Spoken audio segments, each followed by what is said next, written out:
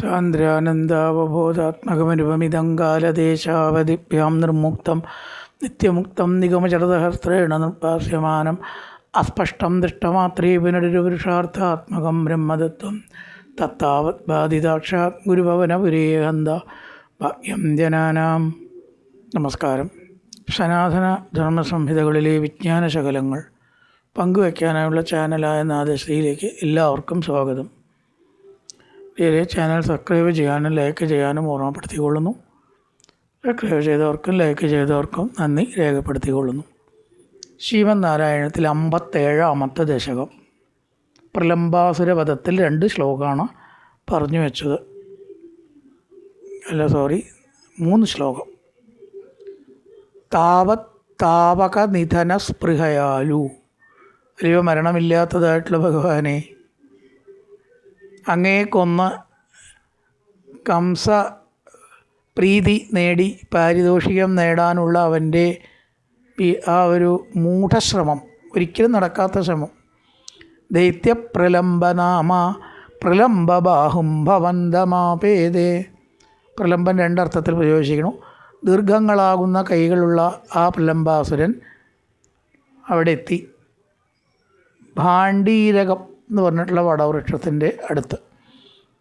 ജാനന്യപ്യവിജാനന്നിപതേന സമം നിബദ്ധ സൗഹാർദ്ദ ഭടതി കടേ പടു പശുഭ്യാബദ്ധം ദ്വന്ദ്വയുദ്ധമാരബ്ധ. പ്രലംബൻ്റെ വിദ്യയൊക്കെ ഭഗവാന് മനസ്സിലാവാത്ത വല്ല കാര്യമുണ്ടോ? ജാനൻ നബി അസലായിട്ടാണ് മനസ്സിലായിട്ടുണ്ട് എന്തിനാണ് വന്നിരിക്കണം, ആരാ ഇവൻ എന്ന് നന്നായി അറിഞ്ഞ ഭഗവാൻ ചിലപ്പോൾ അറിവില്ലാത്തവനെ പോലെ നടിക്കും. തൽക്കാലം ഒന്നും മിണ്ടിയില്ല. എന്തൊക്കെയാ അവൻ ചെയ്യണം നോക്കാലോ എന്ന് വിചാരിച്ച് മിണ്ടാതിരുന്നു. എടാ കള്ള, എന്നെ ഞാൻ സന്ദർഭപ്രകാരം ശരിയാക്കിക്കോളാം എന്ന് വിചാരിച്ച് ഒന്നും നടിച്ചില്ല. തേന സമം നിബദ്ധ, അവൻ്റെ ഒപ്പം കൂടി എന്ത് ചെയ്തു? വടനികടേ പടുപശുഭ്യാബദ്ധം.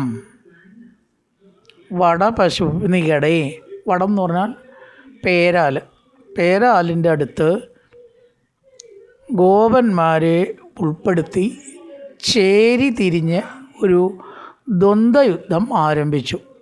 കളി പലതരത്തിലാണല്ലോ. ഇപ്പോൾ 2 ടീമായിട്ട് തിരിഞ്ഞ് 3 കുറ്റിയൊക്കെ നാട്ടി പന്തടിക്കലാണ് ഇപ്പോഴത്തെ കളി. ക്രിക്കറ്റായി ഇവിടെ 2 ടീം തന്നെ കേട്ടോ, ടീം എ ടീം ബി. ഇവിടെ ഈ ടീം 2 പക്ഷെ കളി പന്തല്ല എന്ന് മാത്രം. ദ്വന്ദ്വയുദ്ധമാണ്. ഒരു ദ്വന്ദ്വയുദ്ധമാകുന്ന വിനോദത്തിൽ അല്ലയോ ഭഗവാനെ അങ്ങും പ്രലംബാസുരനും ഏർപ്പെട്ടു. ജാനന്യപ്യവിജാനന്നിവതേന, അറിയുമെങ്കിലും അറിയാത്ത പോലെ, അവിജാനൻ അറിയാത്ത, ജാനൻ അറിയുന്ന.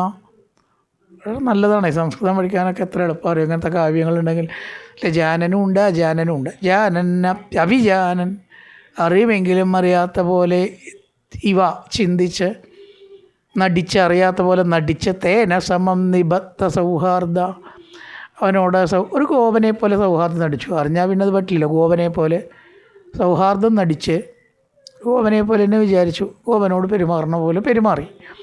വടനികടേ പടുപശുഭ്യാബദ്ധം, ആ പേരാലിൻ്റെ തണലൊക്കെ ഉണ്ട്, ശാഖയൊക്കെ അങ്ങനെ പരത്തി നിൽക്കണ പേരാലാണ്. ദ്വന്ദ്വയുദ്ധമാരബ്ധ, ബോക്സിംഗ് ആണ് തുടങ്ങി. കൊട്ടുക്കന്നെ ഇടി അങ്ങോട്ടും ഇങ്ങോട്ടും. ഗോപാൻ വിഭജ്യതന്നൻ സംഘം ബലഭദ്രകം ഭവത്കമപി തത്ബലബീരം ദൈത്യ തത്ബലഗതമന്യമന്യതാ ഭഗവൻ. ഈ ചില ആൾക്കാരുണ്ടല്ലോ, എന്തിനെങ്കിലും തനിക്ക് കഴിവുണ്ടെന്ന് വിചാരിച്ച് ചാടി പുറപ്പെടുമ്പോഴാണ് അതിൻ്റെ വരുംപരായകൾ ഓരോന്നായിട്ടിങ്ങനെ തോന്നുക. വേണ്ടേർന്നില്ല കേട്ടോ, മൊത്തപ്പോൾ കുഴപ്പമാവുമോ, ഏറ്റെടുത്ത കാര്യം ബുദ്ധിമുട്ടാവുമോ, അങ്ങോട്ടും ഇങ്ങോട്ടും ഇല്ലാണ്ടാവുമോ എന്നൊക്കെ പിന്നെ സംശയിക്കുക. അർജുനനെ പോലെ യുദ്ധം ചെയ്യാൻ പുറപ്പെട്ടപ്പോഴാണ് ഈശ്വര ഇവരോടൊക്കെ എങ്ങനെ യുദ്ധം ചെയ്യുക, ഭഗവാൻ പറയേണ്ടത് പുറപ്പെടുമ്പോൾ ആലോചിക്കേണ്ടിയിരുന്നു അർജുന. വില്ലുകൊടുത്ത് പുറപ്പെട്ടിട്ട് ദക്കളത്തിൽ വെച്ചിട്ടല്ല ആലോചിക്കുക. ആ സ്വഭാവം ചിലർക്ക് എടുത്ത് ചാട്ടം ഇല്ലേ, ഒരു എടുത്ത് ചാട്ടമുണ്ട്. അതുപോലെയാണ് പ്രലംബനെ. ഭഗവാന്റെ അടുത്ത് എത്തിയപ്പോഴാണ് തോന്നിയത് ഇതിപ്പോൾ കുഴപ്പമാവോ. അതിപ്പോൾ സംശയം തോന്നിയത് അത്ഭുതമില്ല. ആരുടെ അടുത്താണ് എത്തിയിരിക്കണം? ഭഗവാനാണ്. എത്രയോ അസുരന്മാരെ വാക്ക വരുത്തിയ ആളാ. അവിടുന്ന് ആലോചിക്കാതെ പുറപ്പെട്ടു. ഇവിടെ എത്തിയപ്പോൾ ആലോചന വന്നു. ഇപ്പം എന്ത് ചെയ്തു? ഗോവാൻ വിഭജ്യ ടീം എ ടീം ബി ഇത് 2 ടീമായിട്ട് തിരിച്ചു. അപ്പോൾ ഒരാൾക്ക് എന്താ വിധത്തിൽ ആ ടീമിലുള്ളവർ ആർക്ക് വേണമെങ്കിൽ സഹായിക്കാം. ഒരു ടീമിലുള്ളവർക്ക് ഒരു ടീമിനെ സഹായിക്കാൻ പാടൂ.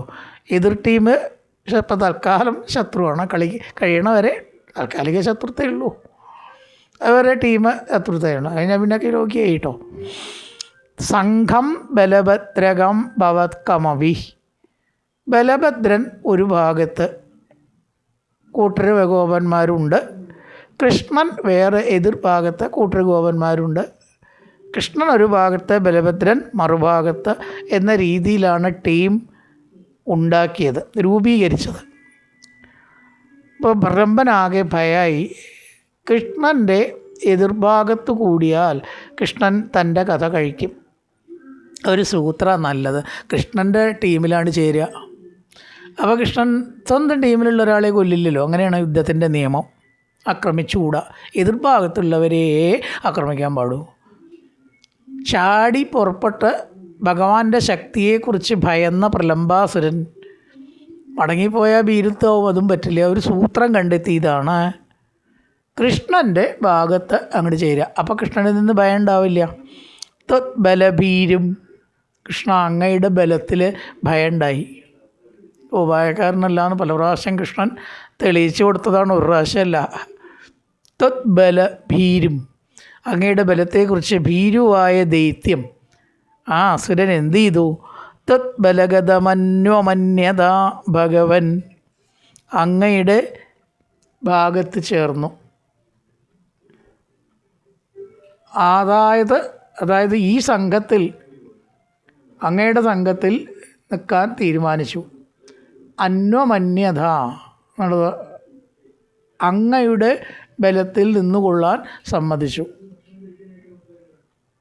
ഒരു ഗോപൻ എന്നാണ് എല്ലാവരും കരുതിയുള്ളൂ. ഭഗവാനും തൽക്കാലം അങ്ങനെ നടിച്ചു. കൃഷ്ണനോട് എതിരിടാൻ എനിക്ക് പേടിയാണ് കൃഷ്ണ പറഞ്ഞു. എന്നാൽ നീയൊരു കാര്യം ചെയ്തോ, എൻ്റെ ഭാഗത്ത് കൂടി കൊന്നാൽ എന്നിൽ നിന്ന് ഭയമില്ലല്ലോ എന്നും പറഞ്ഞ് ഭഗവാന്റെ ഭാഗത്ത് പ്രളംബാസുരൻ കൂടി. എന്നിട്ട് യുദ്ധമാണ്. കൊട്ടുക്കെന്നെ അടി ഇടി.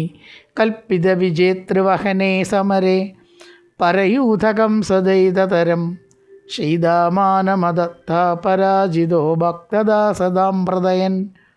കൽപ്പിത വിജേതൃവഹനേ സമരേ, ജയിച്ചവനെ തോറ്റവൻ എടുത്ത് നടക്കണം.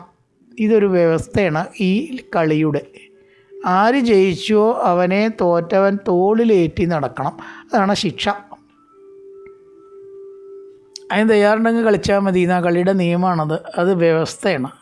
കുറച്ച് നേരം ഈ തോറ്റവൻ ജയിച്ചവനെ എടുത്ത് നടക്കണം. പരയൂഥകം സ്വദൈതതരം ശീതാമാനം. അപ്പോൾ മറുചേരിയിൽപ്പെട്ടവനും തൻ്റെ ഏറ്റവും ഇഷ്ടനുമായ സീതാമാവ്, അതാണ് സുധാമാവ്, കുചേലൻ്റെ ശരിക്കുള്ള പേരെന്നൊക്കെ പറയും ചിലർ. സീതാമാവിനെ ഭക്തദാസതാം പ്രദയൻ പരാജിത, ഭക്തദാസതയെ പ്രകടിപ്പിച്ചും കൊണ്ട് ഭഗവാൻ ഏറ്റി നടന്നു. സീതാമാവിനോട് തോറ്റു ഭഗവാൻ.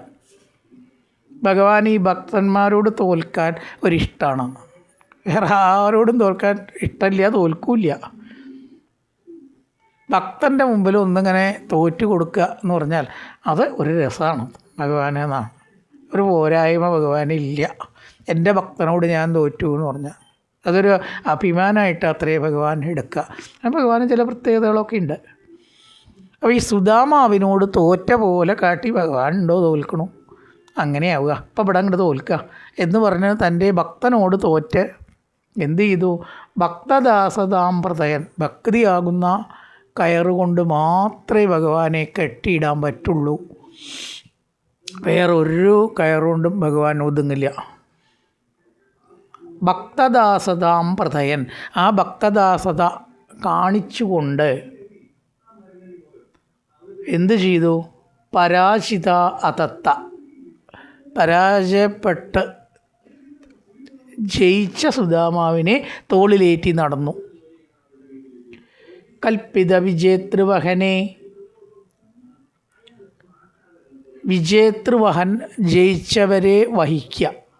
എന്താ വാക്കറിയോ? വിജേതൃവഹനെ ചുരുക്കി പറഞ്ഞിരിക്കുക ആശേ. വിജേതൃവഹനെ എന്ന് പറയുമ്പോഴേക്ക് എത്ര ആശയം അതിൽ വന്നു. ഈ കളിയുടെ നിയമം ജയിച്ചവരെ തോറ്റവരെടുക്കുക എന്നാണ്. ഒക്കെ വന്നു ഇപ്പോൾ അതിൽ. വിജേതൃവഹനെ ഒറ്റ വാക്കിൽ കഴിച്ചതാ മേപ്പത്തൂരിൻ്റെ അസംഗ്രഹ പാഠവും. കൽപ്പിത വിജേതൃവഹനെ, കളിയുടെ നിയമമായിരിക്കുന്ന തോറ്റവൻ ജയിച്ചവരെ എടുക്കുക എന്ന് നിശ്ചയിക്കപ്പെട്ടിരിക്കെ, സമരേ പരയൂഥകം സ്വദൈതതരം സീതാമാനമദത്ത, സീതാമാവിനോട് ഭഗവാൻ സ്വയം തോറ്റ് അവനെ തോളിലെടുത്തു. എങ്ങനെയാ? പരാജിതോ ഭക്തദാസതാം പ്രതയൻ, ഭക്തദാസ്യം എല്ലാവർക്കും വിളിച്ച് പറയുന്നത് പോലെ സുദാമാവിനോട് തോറ്റു. അഭിജാനന്നിവതേന തമം നിബദ്ധതൗഹാർദ്ദ, അറിഞ്ഞിട്ടാണെങ്കിലും ഭഗവാൻ അറിയാത്ത പോലെ നടിച്ചു. ഗോപനായ ഇവനോട് സൗഹാർദ്ദം നടിച്ചു. അസുരനാണെന്ന് നടിച്ചില്ല. നിബദ്ധ സൗഹാർദ്ദത്തെ അഭിനയിച്ചും കൊണ്ട് വടനികടേ പടുപശുപ വ്യാബദ്ധം ദ്വന്ദ്വയുദ്ധമാരബ്ധ, പടവൃക്ഷത്തിൻ്റെ ചുവട്ടിൽ 2 ഗോപന്മാർ തമ്മിലുള്ള ദ്വന്ദ്വയുദ്ധം ആരംഭിച്ചു. ഗോപാൻ വിഭജ്യ തന്നൻ സംഘം ബലഭദ്രകമ്പവത്കമഭി, ബലരാമൻ ഒരു ഭാഗത്താണ് കുറേ ഗോപന്മാർ, കൃഷ്ണൻ വേറൊരു ഭാഗത്ത് കുറേ ഗോപന്മാർ, അങ്ങനെ സംഘത്തെ വിഭജിച്ചു. തത് ബലഭീരം ദൈത്യൻ തത് ബലഗതമന്വമന്യതാ ഭഗവൻ, കൃഷ്ണനിൽ നിന്ന് വധം ഉണ്ടാവരുത്, ആക്രമണം ഉണ്ടാവരുതെന്ന് കരുതി കൃഷ്ണൻ്റെ ടീമിലാണ് ചേർന്നു. പിന്നെ കൃഷ്ണനെ എതിർക്കില്ല. കൽപ്പിത വിജേതൃവഹനെ സമരേ പരയൂതകം സ്വദൈതതരം, ജയിച്ചവർ വിജേതൃവഹനെ, ജയിച്ചവർ തോറ്റവരെ എടുക്കണം എന്ന നിയമം ഉള്ള കളിയിൽ എന്തുണ്ടായി? സീതാമാനമദത്താ പരാജിതോ ഭക്തദാസതാം പ്രതയൻ, ഭക്തദാസത ലോകത്തിന് കാണിച്ചു കൊടുക്കുന്ന വിധം ജയിച്ച സീതാമാവിനെ ഭഗവാൻ തോളിലേറ്റി നടന്നു. നല്ലൊരു പ്രഭാതം എല്ലാവർക്കും ആശംസിച്ചുകൊണ്ട് നിർത്തുന്നു. നമസ്കാരം.